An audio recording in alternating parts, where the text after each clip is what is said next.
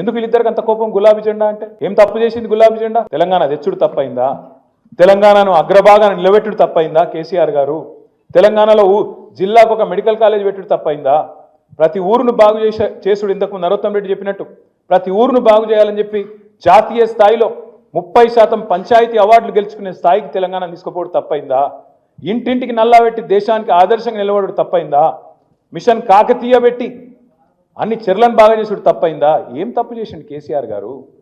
రైతు బంధు తెచ్చి భారతదేశంలో PM కిసాన్ అని ప్రధానమంత్రి నరేంద్ర మోడీ వెట్టతందుకు ప్రేరణగా నిలిచినట్టు తప్పైందా? ఏం తప్పైంది? యాదాద్రి గుడిగట్టుడు తప్పైందా?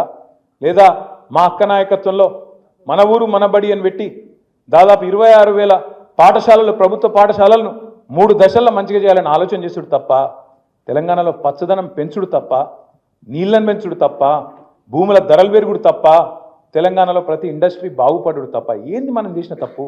ఎందుకు వెనుకపోవాలి? ఎందుకు కథం కావాలి బీఆర్ఎస్? అందుకే మీతో రిక్వెస్ట్ చేసేది, ప్రార్థించేది, ఈ పార్టీ ఇంకో 25 ఏళ్ళు ఇంకో 50 ఏళ్ళు గట్టిగా ఉండు అనేది, మంచిగా ఉండు అనేది. అధికారం ఎవరికి శాశ్వతం కాదు. అప్పుడప్పుడు అధికారం ఉంటాం కావచ్చు, అప్పుడప్పుడు ప్రతిపక్షంలో ఉంటాం కావచ్చు. ఎట్లున్నా ఈ గులాబీ జెండానే తెలంగాణకు శ్రీరామ రక్ష. ఇది మనం మర్చిపోవద్దు.